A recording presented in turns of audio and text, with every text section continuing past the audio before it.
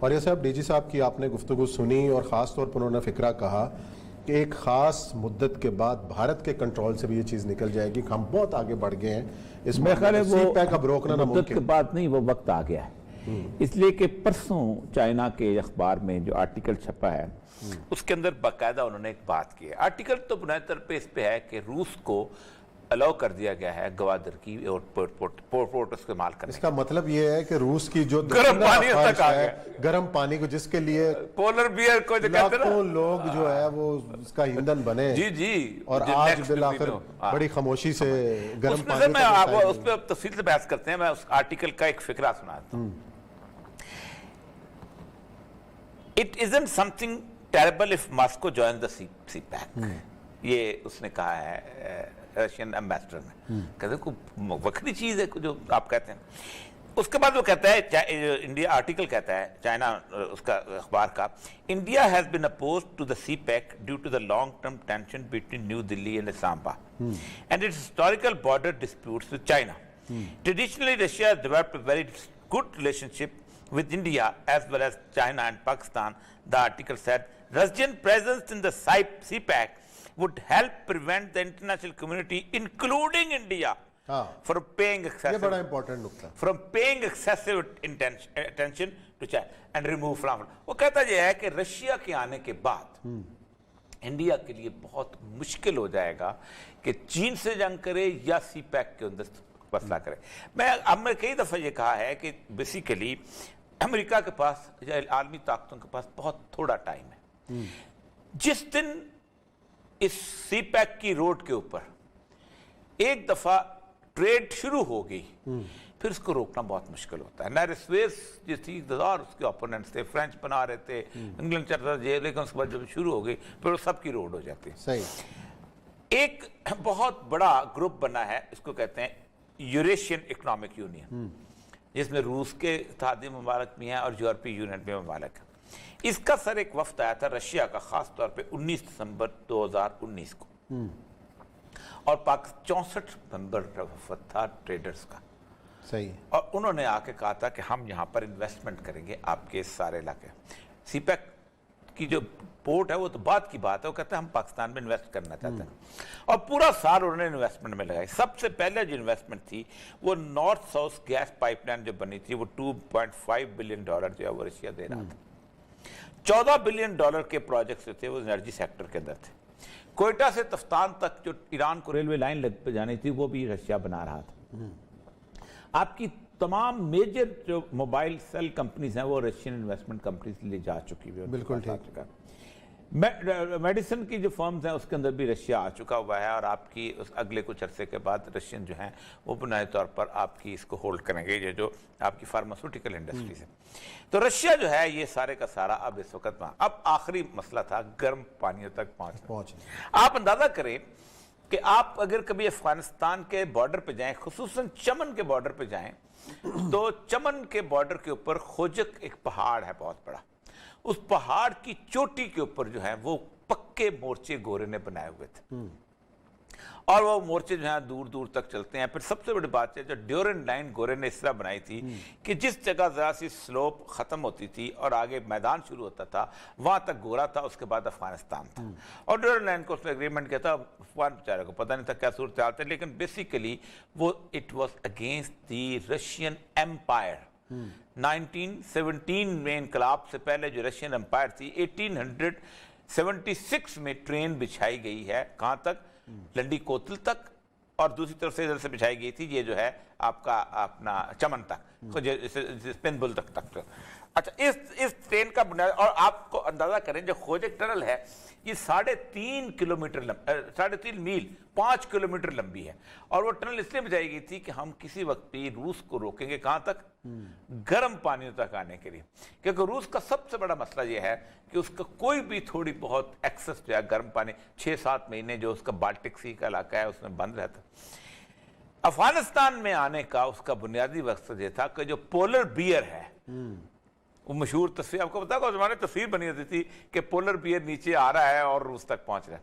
اور ہمارے پاکستان کے اندر جتنے کمیونسٹ تھے نا کہ گھروں تک آپ پہنچا ہے آگ، گھروں تک آپ پہنچی ہے اپنے دروازے دریچے کھلے رکھنا، پتہ نہیں کیا مغرب سے پتہ نہیں کیا آ رہا ہے، یہ سارے ہمیں تانے دیتے تھے، اور دیکھو روسی آ رہا ہے، ہم دیکھیں گے تمہاری داڑیاں بھی شیو ہوں گی اور تمہاری مسجد سب ختم ہو جائے گا، اب روس پہنچ رہا ہے، یہ دیکھو افغانستان تک آ گیا۔ اس کو روکا تھا پاکستان نے۔ ایک کتاب آئی تھی، والٹر واکر تھا نیٹو کا سربراہ، اس کی کتاب تھی نیکسٹ ڈومینو۔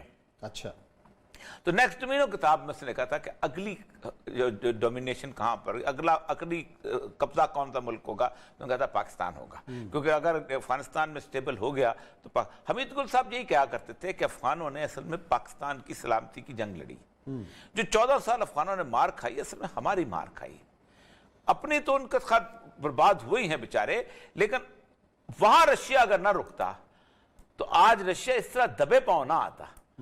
آج وہ جس طرح آتا، وہ آپ کو پتہ ہے، جس طرح وہ چیکوسلوواکیا میں گیا تھا، جس طرح وہ اس میں گیا تھا آذربائیجان میں، آج نگورنو کاراباخ کا آج مسئلہ کہیں جا کے طے ہوا ہے، جو اس نے آذربائیجان کے ساتھ کیا وہ سارا کچھ، جس طرح وہ یوگوسلاویا میں گیا تھا، آپ اندازہ کہ آج کہیں 8 سال کی جنگ کے بعد، قتل و غارت کے بعد، آج کہیں جا کے بوسنیا ہرزیگووینا کا مسئلہ حل ہوا ہے۔ تو بنیادی طور پر اس پورے کے پورے سینیریو میں وہ جو شروع میں کہ ہم روس کو روکیں گے اور یہ وہ جس وقت آنا چاہے، تو مجھے یاد ہے اچھی طرح کہ وہ نواب اسلم رسانی جو ہیں ان کا ایک بڑا بھائی ہوتا تھا، وہ بھاگا ہوا تھا، مفرور تھا، اور اس کے آنے کے بارے میں پتہ چلتا تھا کہ وہ کہیں سب سرلٹ میں رہتا تھا۔ تو میں وہاں اس کو وجہ کو ایک جنگ میں بیچارہ ان کے بیچارہ شہید ہو گیا، جو ان قبائلی طور پہ مارا گیا، تو اس کی لاش بڑے آرام سے بارڈر کے پہنچ گئی، کوئی مفرور کو پکڑنے کے نہیں گیا، باڈی بھی آئی، اس کو جب وقت آتا ہے چیزوں کا سارا کچھ تو یہ ہو جاتا ہے۔ اور یہ ان کی بات بالکل ٹھیک ہے کہ رشیا کے آنے کے بعد اب بارہا سوچے گا انڈیا جو ہے کہ کس طریقے سے اس پہ حملہ کرے، لیکن جو مجھے ڈر لگتا ہے وہ یہ اس بات کا ہے کہ جو بائیڈن کے آنے کے بعد، کیونکہ جو بائیڈن جو تھا وہ اوباما کا نائب صدر تھا، اور ان کی سب سے امپورٹنٹ ترین جو کی منسٹر تھی وہ ہیلری کلنٹن تھی، اور ہیلری کلنٹن نے آرٹیکل لکھا تھا کہ ہم کیا کرنا چاہتے ہیں اگلے 10 سال کیا سپینڈنگ ہے ہماری، اور اگلے 10 سال کے اندر وہ جو پالیسی تھی وہ تھی کنٹینمنٹ آف دا چائنا، اور وہ کہتے یہ ہیں کہ جب تک ہم انٹرنیشنل لیول پہ لوگوں کو انوالو نہیں کریں گے ہماری اکانومی تباہ برباد ہو جائے گی۔ صحیح، اس لیے کہ جب تک ہماری ملٹی انڈسٹریل کمپلیکس نہیں چلتا، ہمارا اسلحہ نہیں بیچتا، ہمارا اسلحے کے علاوہ بیچتا ہے، امریکہ سے نہ آپ ٹی وی خریدتے ہیں، امریکہ سے نہ آپ فریج خریدتے ہیں، امریکہ سے نہ آپ فرنیچر خریدتے ہیں، نہ آپ چائنا کے موبائل کچھ نہیں خریدتے، آپ امریکہ سے آپ کہتے ہیں F-16 F-26 F-22، امریکہ سے خریدتے ہیں آپ ڈرونز، امریکہ سے خریدتے ہیں آپ مگ، امریکہ سے خریدتے ہیں آپ جیٹ، امریکہ سے وہ چیزیں خریدتے ہیں کہ جن چیزوں کا براہ راست تعلق جو ہے وہ اس کے ساتھ ہے، وار کے ساتھ۔ آپ نائٹ وین ڈیوائسز خریدتے ہیں، یہ جب تک تھیٹر نہیں ہوگا، وار تھیٹر نہیں ہوگا، اس وقت تک نہیں ہوگا۔ اوباما نے وار تھیٹرز ختم کر دیے تھے، یعنی for the first time in the history of United States of America سب سے بڑی جنرل کمپنی جو ہے اسلحے کی وہ بند ہو گئی تھی، تالے لگ گئے تھے، بکے گا کہاں سے؟ دیکھیں نا، لوہار کی دکان ہوتی ہے گاؤں کے اندر، تو لوہار بیچارے کو کبھی کو ہل ٹھیک کرنے والے آ گیا، یا کوئی گھوڑے کی نال لگانے والا آ گیا، یا کسی کی دراتی جو ہے وہ خراب ہوئی اس نے دندانے دلوانے آ گیا، لیکن اگر اس علاقے میں جنگ شروع ہو جائے تو لوہار ساری رات جا کے تلواریں بناتا تھا کہ کل کو چودھری نے جانا ہے، وڈیچ نے جانا ہے گجر کے خلاف، تو وڈیچ والا لوہار جاؤ، وڈیچ کو تلوار بنا کے دیتا تھا۔ اب جب جنگ نہیں ہوگی دنیا کے اندر، جب وار تھیٹرز نہیں ہوں گے، جب عراق نہیں ہوگا، جب افغانستان نہیں ہوگا، جب ویتنام نہیں ہوگا، جب چلی نہیں ہوگا، جب نکراگوا نہیں ہوگا، تو کیا کریں گے؟ انگولا کس کو بیچیں گے؟ تو وہ فاری کے سارا جو اسلحہ فیکٹری وہی ہوا کہ وہ پھر اسلحہ جو پڑا ہوا تھا دکانوں پہ وہ پھر لوگوں نے خود خریدنا شروع کر دیا۔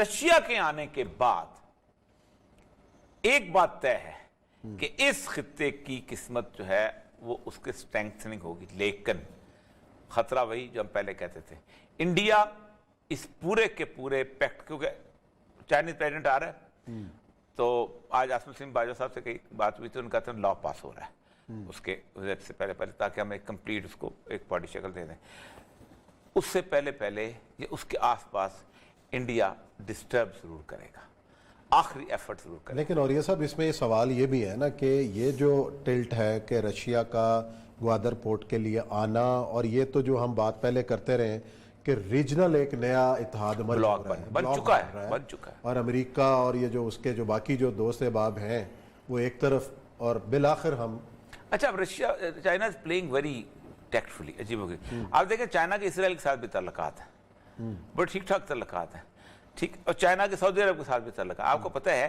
کہ ان دا بگننگ جب ہمارا دورہ ارینج ہوا تھا عمران خان صاحب کا اور باجوہ صاحب کا، that was arrange by the Chinese, اور چائنیز نے کہا تھا کہ آپ ان کو مسئلہ جو ہے کہ بیچ میں جو نیوم کے پروجیکٹ اور اسرائیل ہوا یہ ہے کہ سارے معاملے کے اندر ایران جو تھا وہ سائیڈ لائن ہو گیا تھا. اب ایران سائیڈ لائن جب ہوا ہے تو ایران نے اس کے علاقے کو تھریٹن کرنا شروع کیا. جو ہم نے اس دن بھی بات کی تھی کہ جو البقیق کا حملہ ہوا ہے اس نے پورے کے پورے علاقے کو خوف زدہ کر دیا. اچھا رشیا کا اس میں شامل ہونا اس کا مطلب ہے کہیں نہ کہیں ایران بھی آن بورڈ ہو گیا. ہاں اگر رشیا ایران تو اب ہو جائے گا، ایران تو ہو جائے گا، ایران کو آپ ایکسکلوڈ کر نہیں سکتے نا. دیکھیں نا مسئلہ سارا یہ ہے کہ رشیا جو ہے وہ سیریا کے اندر بہت بری طرح کی امریکہ سے مار کھا چکا ہے. امریکہ اور رشیا دونوں اکٹھے تھے وہاں پر، اور ایک علاقہ ہے دیر الزور، جی یہ واحد شام کا علاقہ ہے جہاں تیل کے کنویں ہیں، اور یہ علاقہ ایک زمانے میں ہوتا تھا کردوں کے پاس، پھر یہ چلا گیا تھا IS کے پاس، داعش کے پاس. اس علاقے کو آخری جو تھانہ گڑھ داعش کا وہ وہیں پر تھا. حلب سے نیچے اترے تو یہ علاقہ آتا ہے ٹرکی کے بارڈر سے تھوڑا سا آگے. اسی راستے میں ارطغرل کے والد سلمان شاہ کا مقبرہ بھی. ہاں جی ٹھیک، تو وہ جگہ جو تھی اس کے اوپر انہوں نے طے کیا کہ اب ہم نے قبضہ کر لیا ہے، تو فرات کے اس طرف رشیا بیٹھے گا اور فرات کے دوسری سائڈ پہ امریکہ بیٹھے گا.